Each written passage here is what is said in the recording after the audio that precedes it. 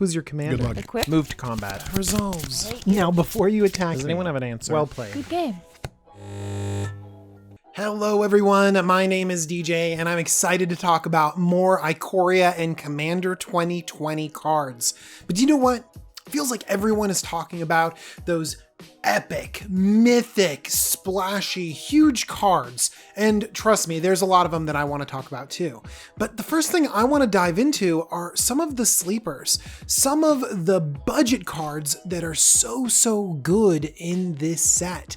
So I want to talk about 10 uncommons and how good they are and how easy they are for you to just pick up for under $1 and put into your existing decks. Let's talk about a couple cards that help us get damage through. Sonorous Howlbonder and Proud Wildbonder. Sonorous Howlbonder is 1 Rakdos for a 2/2 human warrior with Menace, and each creature you control with Menace can't be blocked except by 3 or more creatures. This is an anthem that gives everything with Menace Super Menace. There's a rare from this set, Labyrinth Raptor, that's also really strong with Menace creatures, and so it seems like we're getting some Menace tribal going on.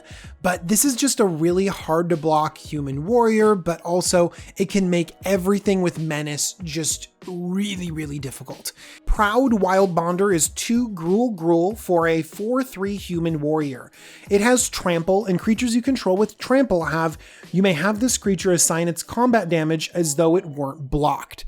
Wow, trample is really good in these colors, and there's lots of cards that can grant trample to all of your creatures. Just imagine playing this and then swinging in and suddenly your opponents, well, can't block. They can block, but they're just going to take that much damage anyways. It's very powerful as a way to just push damage through. I also like how you could pick and choose. If the creature's going to die because of unfavorable blocks, you just send the trample damage straight through to the player. But if your opponent has to chump, then maybe you choose to kill the creature and trample over. Seems fun. Next up, we have a pretty straightforward removal spell. Heartless Act is 1 and a black for an instant, destroy target creature with no counters on it, or remove 3 counters from a creature. This is very straightforward, kill a dude. Heartless Act is most easily compared to Go for the Throat, which is a popular commander card. And I think this could be just an easy swap because there are a lot of artifact creatures out there. There aren't actually that many creatures with counters on them. In fact, if you take the top 100 most commonly played creatures in our format, only 2 of them come with +1/+1 counters on it, and only 3 of them have the ability to put counters on themselves. So this is not a really common thing. Counters might be everywhere in this set, but they're not everywhere in our format, and so this could be the most reliable kill spell that we have available to us. Of course, we get a lot more flexibility if we start moving up the mana costs. At 3 mana, you just have Murder, which kills everything, or even Hero's Downfall, which can hit Planeswalkers too. Then you talk about like 4 mana and 5 mana kill spells, you start getting more and more options. Next, I want to talk about the only commander uncommon that I have on this list, and it's another sort of removal spell. It's Shiny Impetus. Shiny Impetus is 2 and a red for an enchantment aura. It enchants a creature. Enchanted creature gets +2/+2 and is goaded. Whenever enchanted creature attacks, you create a treasure token. So there's a few different ways you can use this. You can put it on your opponent's creature and then suddenly it has to be sent at everyone else, and that's pretty good. It also has to attack, which means that you're going to generate a treasure token every single turn that this actually gets through. You could technically put it on your own creature, but goading your own creature might leave you at a disadvantage.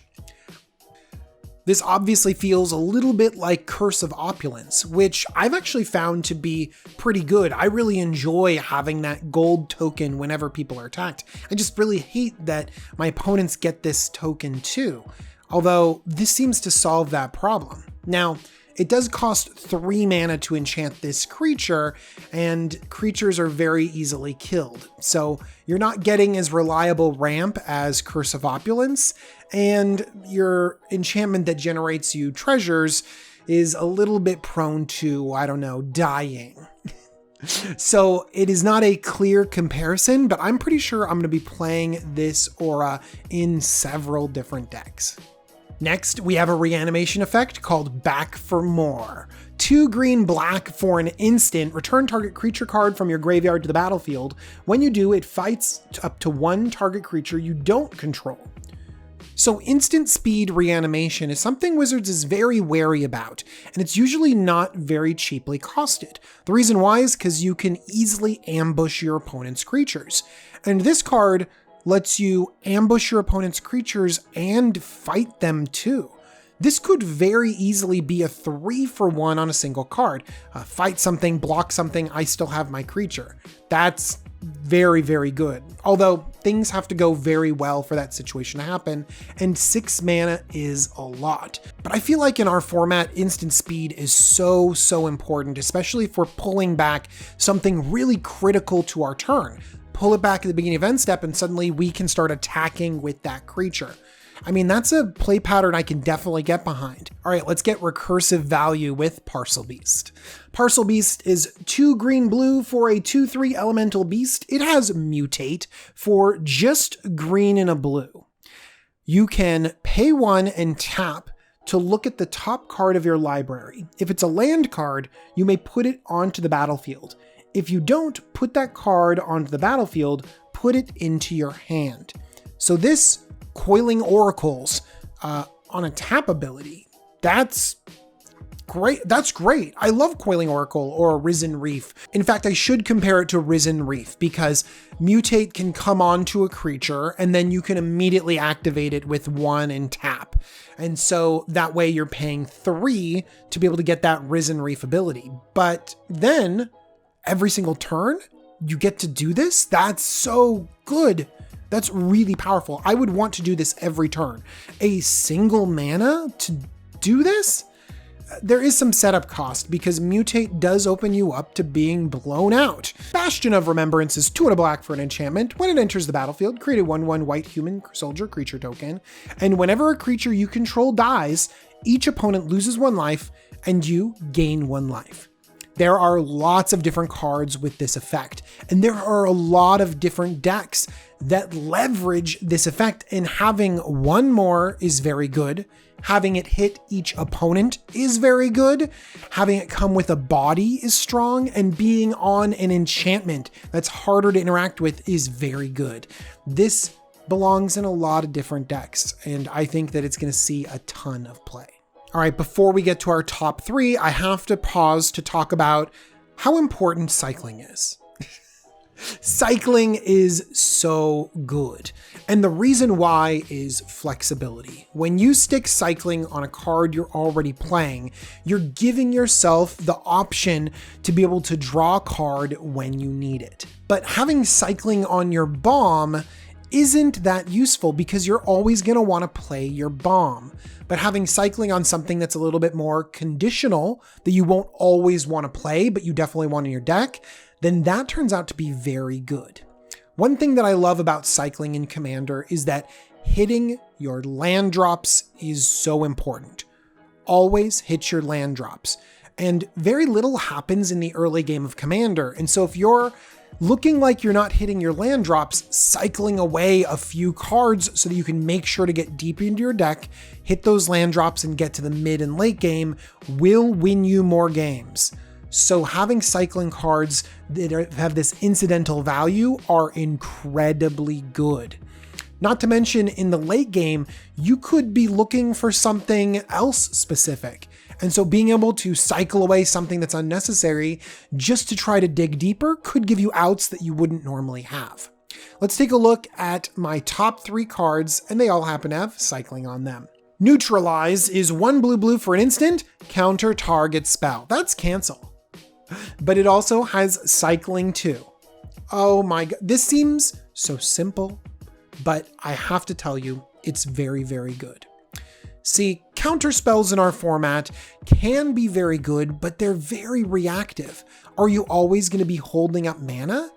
Can your deck afford to hold up 2 or 3 mana every single turn to be able to answer your opponents? Maybe, maybe not, but this card always has the out of saying, okay, I can be replaced with a random card in your deck.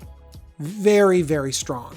because in the early game, when you need some action, cycle it away. But in the late game, when you have something on the battlefield, when you need to protect something, protect it with a counter spell. Reconnaissance Mission is 2 blue for an enchantment. Whenever a creature you control deals combat damage to a player, you may draw a card. This is already a good card. This is Coastal Piracy or Biden of Thassa. It's a good card. You will play this in many different decks. But if you don't have creatures on the battlefield, it does nothing. So cycle this away because this has cycling too. So this is already an amazing commander card that sees play, but then they've just made it better. Let's talk about Migration Path. Migration Path is 3 and a green for a sorcery. Search your library for up to 2 basic land cards, put them on the battlefield tapped, then shuffle your library. It's Explosive Vegetation. That's great. We play Explosive Vegetation. It's not the best. Migration Path is not perfect because Explosive Vegetation is a little bit underwhelming, but trust me, it's played and it's good. But now we have this added flexibility of cycling too. Suddenly, when you don't need more lands in the late game, you don't need to ramp, you can just replace it with another card. All of these cards are currently cheap and they're going to get cheaper. They are draft chaff. Pick them up, get them for so cheap, and put them in decks. They will be good, I promise you. All right, everyone, thank you so much for joining me today for these sleeper uncommon cards out of the newest set. I want to thank Cool Stuff Inc. They have cool stuff every single day, and if you use the coupon code JUMBO5, you will get 5% off your order. I also want to thank my patrons because they support me every single day, and this channel would not be here without them. Thank you, patrons. And to you, thank you so much. I've received so much love in the past couple weeks on Twitter. You should follow me on Twitter. I post about magic cards sometimes. All right, everyone. Bye-bye.